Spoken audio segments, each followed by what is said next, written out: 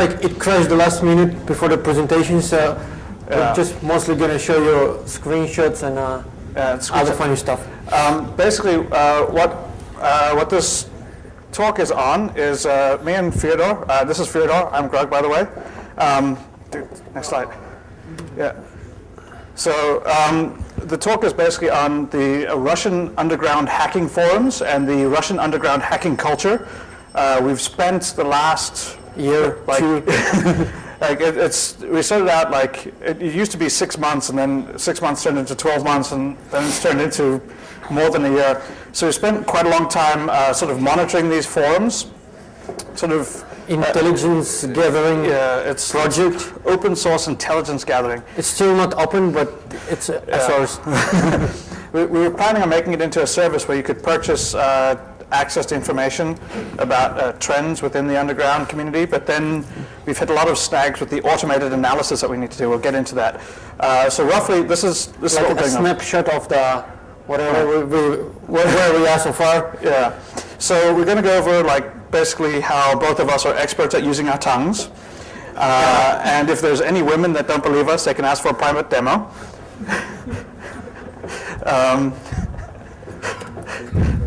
So yeah. No. We'll go to jail if you read all that.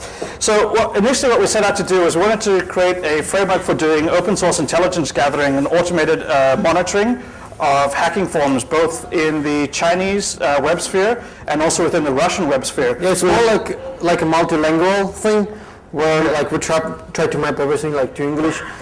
And we had pains with translation and stuff, and you're going to see that. The beauty of this idea is that Fyodor speaks Russian, Mandarin, and English. Well, mostly English. And Grugq speaks Thai. And I speak Thai, which has a huge hacking community, as everyone knows. So I've been working with Fyodor to help him with basically figuring out what's the stuff that we should be paying attention to and working on that. And I also helped him on building some of the back-end technology for doing sort of this really massive web scraping that we had to do. Everything fell apart when we had to deal with the fucking rubbish that that Russian hackers speak. Like it's not pure Russian. It's not like a subset of Russian. It's this bizarre lingo that like. We're gonna go over through that a bit later. Yeah, but basically, like the primary source of the information we're having so far, because most of the forums they're still like public, it's still not very underground because they're like more like a trade boards, and we're building our system upon this like trade boards to see what's in value, in short. Right. So basically, we figured out that we had to automate this. Like we started out by making Fyodor read everything every day, and click. This worked fine for me, but Fyodor started complaining. So we decided to automate the intelligence gathering part, and then try and sift through a lot of the noise and extract the signal. So we started out. We've had a fluctuating number of domains. Like right now, we're dealing with about little over 10 top-level domains. Each of these will have multiple sub-web forums that we monitor. So there's basically buyers, sellers, whitelist, blacklist, rippers, and like general hacking discussions, which like usually quite crappy.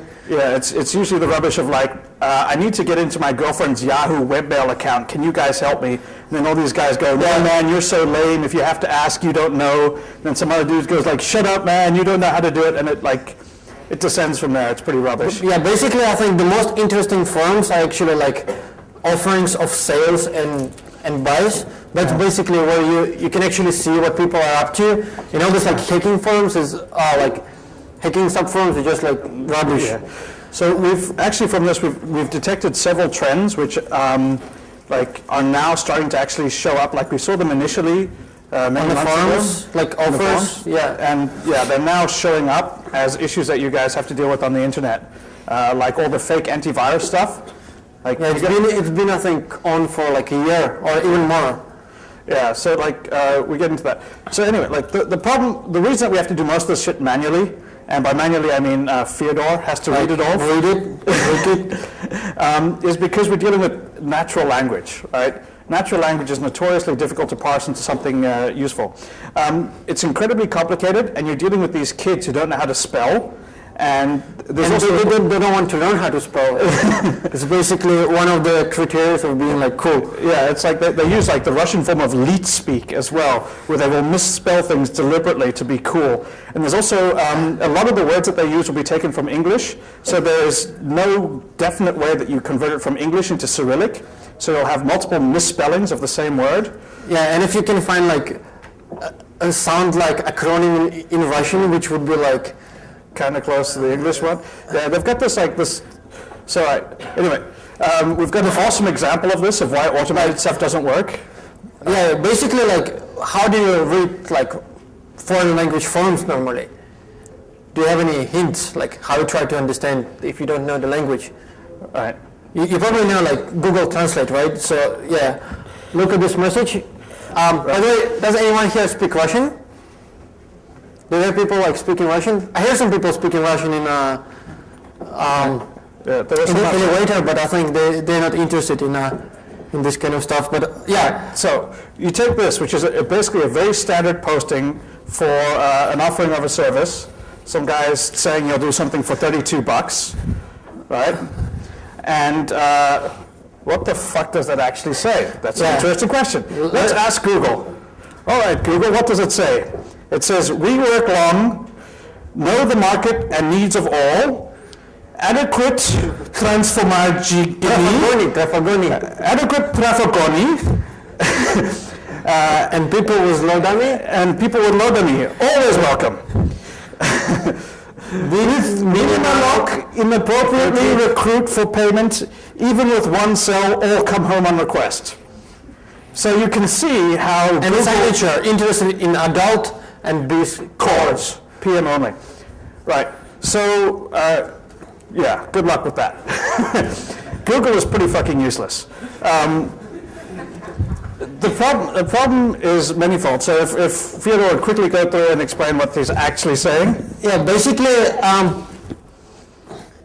he's selling like a traffic generating like service. He's selling traffic to sites. And they're actually looking for people, like selling the traffic generating service, and there are people with like good loads, like good traffic generation speeds are always welcome. Right. So this is basically mostly a manual process. And the signature says, I'm interested in adult and business traffic. So yeah, traf. The last four characters there is TRAF in Cyrillic. That's not cores, it's short for traffic, which is English, right? So what you find is that the Russian hacker slang is made up of a combination of fenya, which is Russian prison slang, anogalisms, which is basically loan words direct from English, this rhyming slang, where they basically take words that sound like the English word, but are Russian. So, for example, who can tell us what Mila stands for? It means soap.